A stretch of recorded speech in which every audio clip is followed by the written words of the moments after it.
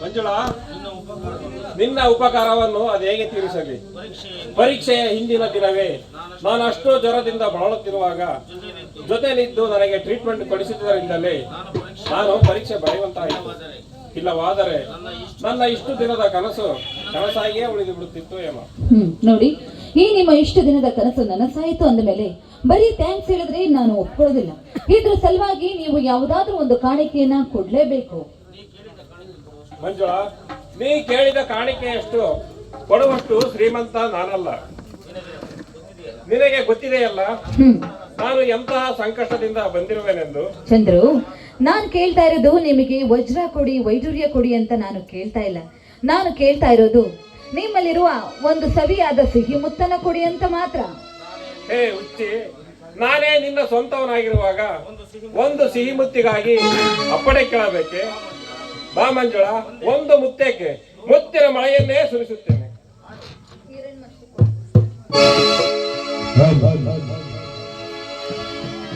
ಕವಿ ಕಾಳಿದಾಸನ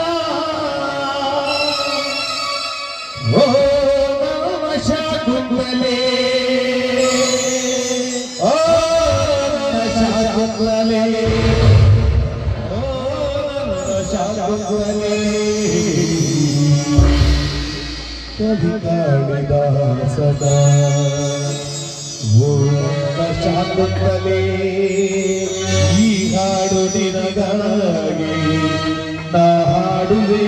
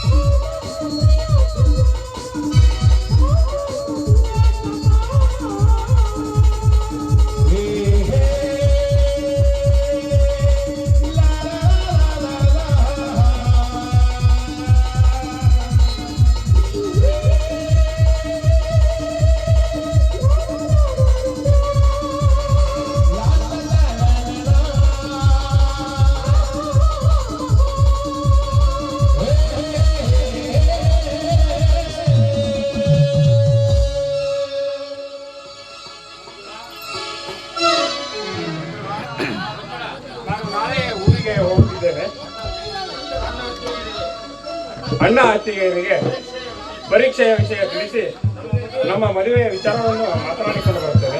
ನೋಡಿ, ನೀವು ಹೋದ್ಮೇಲೆ ನಾನು ಒಬ್ಳೇ ಇದ್ದು ಏನ್ ಮಾಡ್ಲಿ? ನಾನು ಕೂಡ ನಿಮ್ಮ ಜೊತೆಲೇ ಬರ್ತೀನಿ. ನೀನು ಬರಬಹುದಿತ್ತು, ಆದರೆ ಹೇಗಿದ್ದರೂ ನಾನು ಮುಂದಿನ ವಾರ ಮತ್ತೆ ಇಲ್ಲಿಗೆ ಬರಬೇಕಲ್ಲ. ಏಕೆಂದರೆ ನನ್ನ ಕೆಲಸದ ಆರ್ಡರ್ ಕಾಪಿ ಕೊಡುತ್ತಿದ್ದಾರೆ.